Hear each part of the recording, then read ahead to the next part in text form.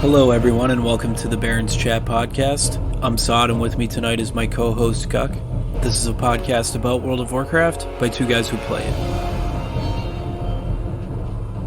Guck, real quick before we get into the plethora of information that came out last week, just an announcement for the classic folks that listen to us. We haven't forgot about you.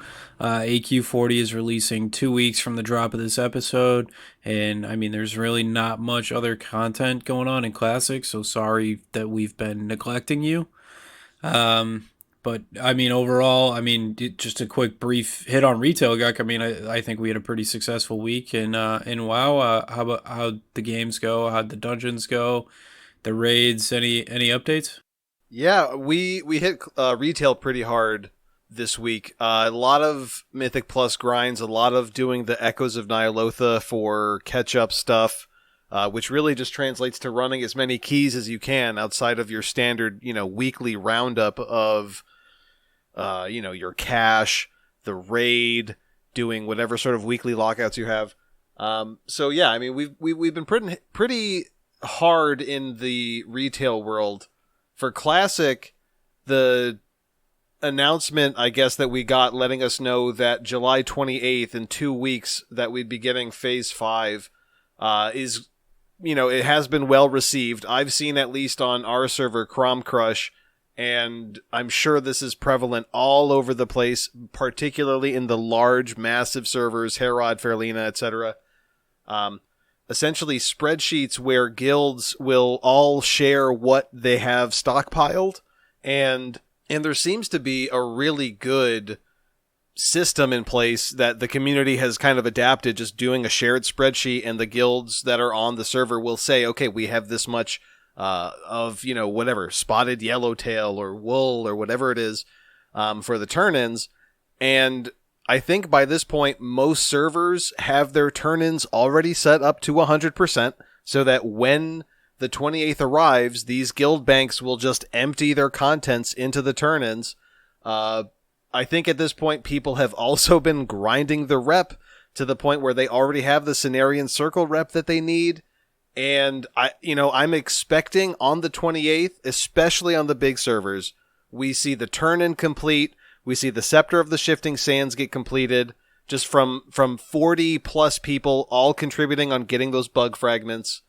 We see it turned in. We see a raid that day, and it's done by the end of the 28th. And I expect Apes to do something incredibly sweaty like that.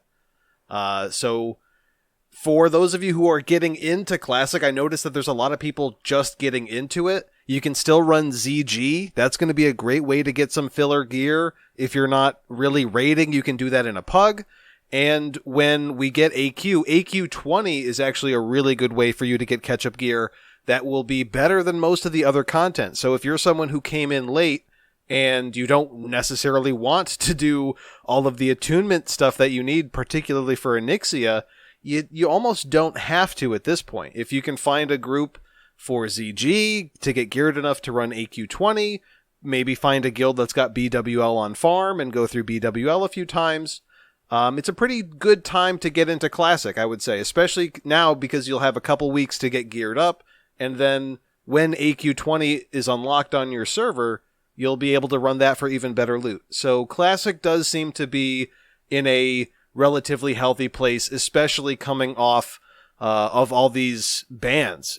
Sod, have you heard much about the automated ban system that they did in Classic? Yeah, so I know that they're still banning like over a couple thousand accounts per day, which I think is, if you think about it, it's like detrimental to them as a company. All those accounts are paying a monthly subscription, and they're banning them because they're not good for the betterment of the game and the community, because they're, using illegal programs so that they don't have to play their character, and they're automating it to ruin a server's economy and, things like that and so on. So I think that just goes to show you how much Blizzard cares about the community and the health of their game, because even though they could easily ignore those accounts and take the extra $15 a month from thousands of them, like on top of the 70,000 plus that they banned a few weeks ago. So I think that's like good news. And they're never gonna get 100% of the like illegal accounts, I guess would be a way to say it. And like just the fact that they're trying to and they're doing a good job of being diligent and still banning accounts on a daily basis, I think that's very good for the state of Classic and retail alike. Yeah, I mean, ultimately with Classic, at least you can't turn your gold into playtime, which I think would really cause Blizzard to intercept the activity a little bit sooner. Because, yeah, I mean, you're right. They make more money off of having more accounts, and the cynic in me wants to think that initially they were totally fine with it because of the number of new accounts that they were getting that were all paying, and the fact that you can't pay for your WoW sub with WoW Classic Gold. But I'm sure they calculated it, and it came to a point where the community's unrest and dissatisfaction with the state of things outweighed the cost of getting rid of those accounts. I'm sure they believe and have probably calculated, crunched the numbers, that they would lose more subs from genuine players that they are currently getting from the bot accounts, which, now that they've banned them, they took that last month's worth of money, and put it in the bank, and they're done with it. I'm sure they're banking on the fact that if players can enjoy the end of Classic, Phase 5 and Phase 6, they'll probably be more likely to get into TBC Classic, and that translates to a more long-term revenue stream as opposed to, okay, let's accept a spike of accounts when people realize how they can cheese the economy and then, just let them exist and watch players slowly leave the game versus kind of keep that population healthy. With that, the big news of the week, the developer announcement, and honestly, just the amount of interviews that the developers and the producers and the game designers that just all those people did, taking time out of their schedule, like that they could be used to make the game or spend time with their families. They gave pretty much any big name content creator had a shot at asking questions about the upcoming release of Shadowlands. Unfortunately, we were wrong. We did not get a release date, but beta test, I would imagine, would be starting probably when this episode drops on Tuesday, if just because it's a Tuesday in North America. So I would imagine that would be when it drops. But if not, sometime during this week. I mean, that's huge news. They're going to eventually clear the realms, and everybody's going to be able to copy their character over, level up, play through the end game. They're going to send out a lot more invitations so they can really test like the end game and the level up experience, the level squish. Just everything coming with this expansion. There's so much to be excited about. That part alone. Blizz, please send beta invites our way. We want to test this. There is so much information coming out about Shadowlands, and it's almost overwhelming. There's so much. I caught some of it. Guck, what did you think? Yeah, I'm excited about all this stuff. There is just so much content. We got a lot of announcements. I think you're right. I'm thinking Tuesday for the beta. I think right now it's almost impossible to go through and track down all of those interviews. But there are definitely some things that stand out as being more prudent, more exciting. I'm looking forward to, if we do end up getting in the beta, please send that beta, to look through the Maw. I want to get through that zone, especially how they kind of short-term time gate it. You know how the system builds up where eventually the jailer's eye is directly on you, and I think at the 5th tier of that pressure, he just straight up kills your character and you have to leave the Maw. I want to see that zone. That seems like a interesting new twist, but if this becomes the new way of time gating it, it's interesting, but it's still a time gate. And those are the things that bother me the most, right? If we're artificially being limited how much time we have to spend in the zone, and there's so much that we need to do there, farming souls and the different types of souls, that's a time gated system for me is always something I'm going to have an issue with. Rep grinds, weekly capped systems like this, I'm not a huge fan of, so I want to see what that's like. But we'll definitely have covenants, the Soulbinds within those covenants. Beta testing should include raids, but I don't think we'll have it right away. I'm not sure. We'll see. If there are raids out, I can't wait to get into Castle Nathria. We got the ambiguous launch period of sometime in the fall. So, whenever that is, I think Ian said we'd get a few weeks of pre-patch. So, 3 to 4 weeks beforehand, we'll have that leveling squish.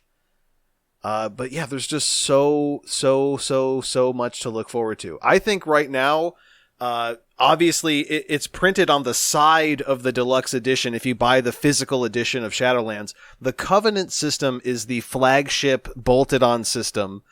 We got a lot of stuff about it. Obviously, the Covenants are 4 different factions, not factions like Horde and Alliance, but kind of these sub-factions within the Shadowlands that are working together to maintain the balance of the Shadowlands and the afterlife. I have looked into the abilities for the classes that I plan on playing, so I'm already kind of set that I'm going to probably go with the Kyrian Covenant in Bastion. But Sod, what have you gotten to? Like, are you set on Venthyr? I think that was the one you were talking about. Have you looked into much of the Sanctum system or the Anima system with that? What have you seen? So I haven't looked into everything. Now, one of my buddies, one of our buddies, and I think are gonna main the same class as of right now, obviously tentatively. And he is way smarter than me and way better than me, and he pointed out the one of the Soulbinds for the Venthyr, and it looks, as of right now, just looking at it, it looks broken. I mean, obviously, it's very early. It's in alpha right now, not even in beta yet. So everything is subject to change. So, like, right now, tentatively, I'm looking at it like it's probably going to be Venthyr. Just the information with the Soulbinds and the Covenants and the Covenant abilities and the relic. What was the relic part from? The conduits. Like, the relic the system. conduits. Yes, the conduits. There's so many end game systems in this that it's so easy to get overwhelmed and so hard to keep up. I think it's good, but it's also scary too because it's a lot for the team to balance. And obviously, you expect them to do a good job. I would imagine they do a pretty good job, and we're not going to see any massive outliers. But I'm really, really excited for this expansion. I'm really excited to hopefully be able to play my Warlock effectively in Mythic Plus again. I'm really bad at like demonology, so I can't play that effectively right now like some other people can. It's a really good spec for Mythic Plus and retail at the moment, and I'm so ready for this. Like the community's so ready for this. I think BFA is, I think, ended up okay, but it was just too little too late. And I'm so excited to get to the next step in WoW and lore and gameplay, and just to see all these systems mixed together. I know some people are nervous about the balancing and the work they have to do with the 1%, but you just got to have faith in the development team and just be excited for it. It's a new expansion. It's gonna have its ups and downs, and I think that no matter what we're looking at in Shadowlands is going to be far superior to anything that we got in Battle for Azeroth. I'll say gameplay-wise, we're definitely going to see a huge improvement. I think the rings that we got on our Azerite armor, some of them are really good, and some of them really shaped the way that your class was played through BFA. And that's a good thing. We give Blizzard a bone when we see it, right? That was a good aspect of it, right? And I know that we see a lot of these ring traits coming back as legendaries. Some of them are worked into talents. Some of them are just made a part of your kit now. But the good thing that we're definitely getting with Shadowlands, I think, are the abilities, the on-use abilities that we're going to get through the Covenant, the signature and the class ability. The signature abilities are all the same. So you'll pick one and everyone in your Covenant will have that same one. Kyrian's is like a 15% heal that also cleanses you of some effects, but it's all the same. And then your class will have a specific Covenant ability, and a lot of them seem really good. A lot of them are, they range from single target damage, multiple target damage, on-use effects that occur and proc off of enemy deaths. So you can see a lot of variation in the way that they are kind of letting you go towards these covenants. And initially that was something that made me worried because I don't want there to be a Mythic Plus covenant, a raid covenant, a PvP covenant, whatever. Because I like to do both raiding and Mythic Plus, and I'm sure there are people out there who want to PvP as well as raid or as well as Mythic Plus or whatever combination you want. And I don't like the idea that, sure, it may be easy for me to switch between a covenant, but leaving that covenant behind, what does that do about my conduits? What does that do about my renown? We're going to talk a little bit about these endgame systems, but the good thing about it, at least, I mean, there's going to be ups, there's going to be downs, but I think the gameplay, when we talk about actually interacting with the game, it'll be an improvement because we're getting unpruning, we're getting these new abilities, we're getting agency over which new ability we get, so you will be kind of selecting what new abilities that you're getting, as well as Blizzard kind of doing some of that for you. I think that is a good thing. I think giving players more options to actually play in the game is always going to be a good thing. But yeah, I mean, we can talk about that now. The bad things about it, I'm worried about conduits and I'm worried about renown. What has you worried about conduits? Because I think we're kind of worried about the same thing. Yeah, so conduits work similar to the Legion Relic system. I think if you need to change your spec, like when you take them out, they're gone, right? So obviously that poses an issue if you're somebody who changes your spec, changes how you play, like you respec for a boss and then respec back for another boss in the same raid, and then your conduit's gone. Where yeah, obviously that's an issue. I mean, I guess allegedly the conduits are going to be drops and they're going to drop all the time, so it might not be a problem. My issue with Renown, now if you look at the article on Wowhead, Renown says that they want something that resembles a soft cap. So when I hear like a soft cap, right, like Island Expeditions and Battle for Azeroth were a soft cap. You filled the bar, you turned the quest in, you did your islands for the week. Well, if you were a top tier player that was trying to push cutting edge or like a world first, that wasn't the case. You were farming islands for days upon days upon days at the drop of a new patch because of it. Like you needed to grind islands to get your necklace up so you could use your appropriate gear. I don't know if a soft cap is a good thing to go with anything. And if I remember right, back in Wrath of the Lich King, they used to have a hard cap on Valor points, which you could use to purchase gear at the Valor vendor. And it was something like 500 a week. But I think like if you put a hard cap in of Renown, and I don't know what that would be, but say you miss a week, then you just add the 2 weeks together, and if you want to sweat it out and cap 2 weeks on the next week because you missed the first week, I feel like that would be appropriate. Like maybe you want to change your alts and catch back up all the way, and if you want to go full neckbeard for a week and catch it all the way back up, I feel like that would be an appropriate system. I think a soft cap can be good, but it can also be punishing as well. I guess that would be more so punishing to like the top like 1% of players, but it can be tough for like lower players like ourselves that maybe want to push high end content, that maybe need to push that soft cap a little or significantly farther than we would normally need to.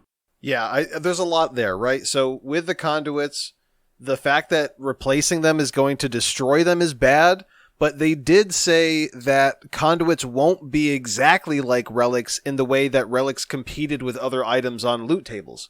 I remember doing, like all the way back in Emerald Nightmare, doing specific bosses so that you could get just a relic just to put it inside your weapon that would then be, destroyed later on. I think that's good. I'm not sure how it will work if it's not on the same loot table. Maybe there are other specific things that we'll have to do that are maybe easier and less RNG manipulated. I think that would actually kind of fix it if there was a consistent direct route to getting a certain conduit. Replacing it wouldn't be that bad because you would know exactly how to get a new one. And as long as it's not locked behind RNG, you can kind of consistently get it. Just hopefully based on a little bit of time investment or effort or whatever they lock it behind. So it could be good. It could be good. Conduits could be fine. They could be an improved relic system. I thought the relics were fine. I like the idea of having extra effects that aren't necessarily just stats. So the relics would give you, an extra trait in your Legion weapon. And I thought that was kind of a cooler system than just like, oh, okay, this is a verse stat stick, or an on-use effect, Yeah, the only difference is in Legion you had 3 different weapons for each spec, right? So it's not like if you respec you lost it. You know what I mean? I do hear what you're saying though, and I think it'll be fine. Like if you end up with a bunch of conduits, as long as they don't take up like 20 spaces in my bags, I think I'll be fine with it. I guess we'll just have to wait and see how it's implemented. Yeah, and they did say that there is a renowned catch-up system, because that's what I'm thinking of. If there are tweaks and buffs and nerfs to covenants, and you switch a covenant, you want to have a good catch-up system in place. But what I'm thinking about is going back. Is there not as much of a catch-up mechanic if you switch back? But again, we'll just have to see. They have given us at least good things about the stuff that we're worried about. So it's positive, right? There's at least good elements to the things that I find critical about Shadowlands as far as what we've been given, which, quite frankly, isn't that much. Yeah, and switching covenants if you like did you say this, if you pick the wrong covenant you can switch easily? You can apparently switch easily, and there is a renowned catch-up, but switching back requires you to do some kind of quest line. I don't know how long this quest line takes. Does it require a weekly reset? I don't know. Ian didn't say, but he did say that it's something that you can't switch back to in the middle of a raid, but you may be able to leave and switch to something else. But I don't know why you would, because your renown would be set behind some form of catch-up mechanic that you would have to do. So I'm sure that, you will be locked into a covenant for a week plus. But I think outside of that week plus time zone, I think there will be some flexibility, depending on how quick these catch-up mechanics are.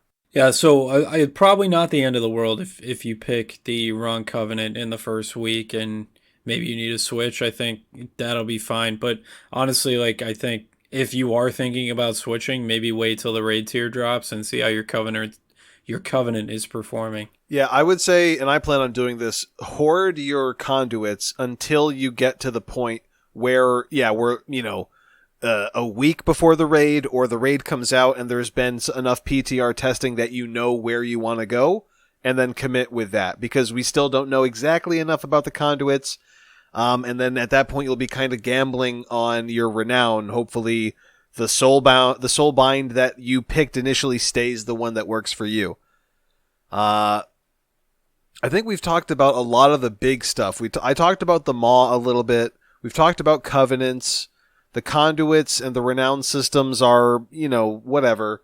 What do you think about the Soulbinds? I feel like the Soulbinds for me gave me a lot of relief. I think the covenant alone was really important, and now seeing that each covenant has 3 Soulbinds to choose from, I feel a little bit better. I feel like with now a total of 12 Soulbinds, there probably does have an element of balance between all of them. What do you think about the Soulbinds? Yeah, it's different. I think that's where a lot of your power is going to come from. Obviously on top of the class ability that you get from the Covenant. I think it's pretty cool. Originally I thought that Soulbinds were going to kind of follow you around, kind of like one of those, World Quest helper mobs from your Legion mission table. And I guess that's not how they're going to work. I think they're going to be mostly tied to your mission table. And other than that, I don't think you're going to see much of them. But I do like that it puts a talent tree into the game, gives you a little more customization. I am pretty excited about that. Obviously, I've gone through and looked at them a little bit and kind of just checked to see what they're all about. But obviously, I'm not getting too invested into it right now just because everything is likely going to change in the coming months. But they're definitely cool to check out. Yeah, I like it as an idea. It seems like it gives you the flexibility within the inflexible covenant system. Sure, your covenant could be flexible depending on renown catch-up, like we said, but if you are stuck in a covenant, the fact that you can shift between soulbinds relieves a lot of that pressure. You can have a purely AoE conduit, AoE soulbind. You can have a single target conduit, single target soulbind spec thing. You can have your utility one for doing content out in the open world or whatever it is. And as long as you go back to your sanctum, you can just change it. So that, I think, if they do a good job balancing the soulbinds, giving people pathways and opportunities to get every avenue of gameplay they want through that, the soulbinds might end up carrying the Covenant system. Also, another thing I think that you and I are both excited about, probably you a little more than me, is the mission table and the changes that they've made to that, and how it seems right now very similar to like a more simulated auto chess. Uh, I'm a little more skeptical than you, but just because of how Warfronts went. But what do you think about that? Like, how excited are you for that? Well, I'm gonna answer this question with a question. I don't know how you already interface with your mission table. Do you use Champion Commander and it just automatically does it, or do you just combine the guys and get as close as you can to 200%? All right, that's a fair question, and I definitely use Garrison Mission Manager, the add-on. So I did that as well when it was current, and it's thoughtless, right? You just go, you click on it, and you click a button, and it maximizes your efficiency, and you queue them all up, and then you go about your day, right? It's like seconds of gameplay, right? Yes. And I actually, for the record, I do like not hate the mission table right now. Yeah, I mean, it's fine for what it is. It's a minimal investment. I have the app on my phone so I can, collect rewards and send guys out while I'm taking a dump. That's fine with me. But that still exists. I can still do it on mobile in this new system, but it's not just, count up to 200% or 100% based on, the counters to the abilities that you're looking at, I think the fact that it's adding gameplay is a problem because there's not going to be automation add-ons. So if it does end up taking a lot of time, it'll be harder to automate. But if it doesn't take a lot of time and it is a little bit more rewarding, I kind of like it. So I don't know about you, Sod, but when Nazjatar came out, they had new world quests. And they're very simple. One of them's Bejeweled, right? You just move the colored runes. And the other one is this like arcane lock where you swap two nodes in between places and they're connected with lines and you have to separate all the shapes. I'm sure it was polarizing. I'm sure some people hate it. I actually love that. The Tortolan shell minigame, not so much the shoot the crab and not so much the make low go quests. But the little mini games that aren't infuriating, I actually really like. So for me, this is something like I'm totally down with. So I actually like doing shell game, and when the Tortolan or the emissary, that is the one I make sure I do, even if it sends me to the other continent over doing any other Tortolan quest. I always do that one. So I think you're skeptical about this for the wrong reasons, because this new mission table is going to be more on the level of World Quest, something passive or something really short that you do. Not so much the, get in a queue, wait for people to join up, be held hostage by either the group's momentum or Blizzard's just kind of programmed win. I don't think we're getting a system anywhere near that. I think this is something that's so minute that it's like it's a done deal for me. I think this is going to be a plus no matter what.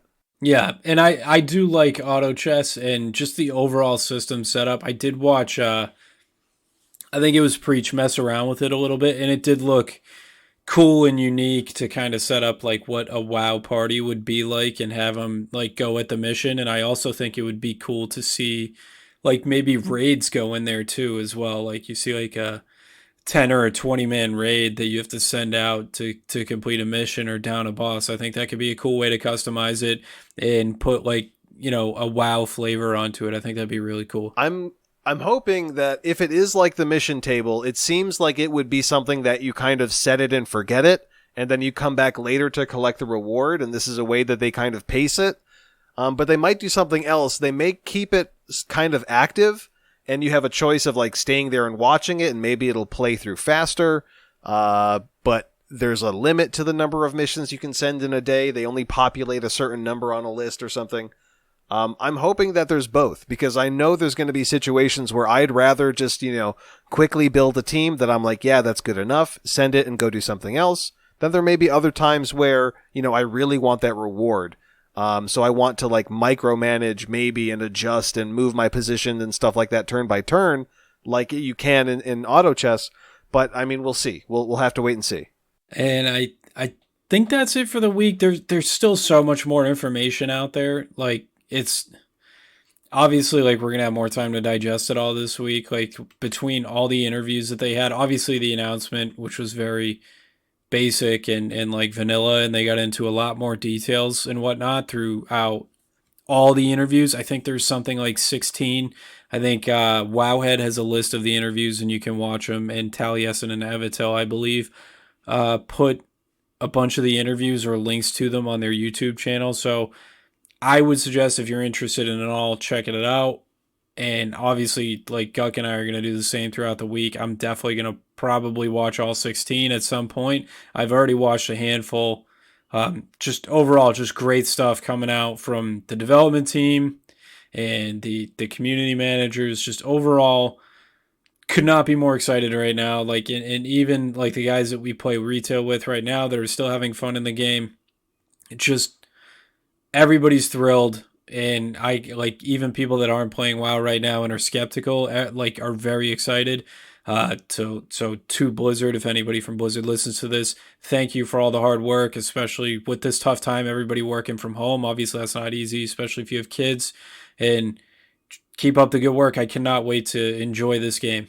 Yeah, next week, hopefully we'll have a little bit more of an understanding of all of the tidbits of information that we were given. Hopefully everything's going to be digested, because we were just swamped with new content this week.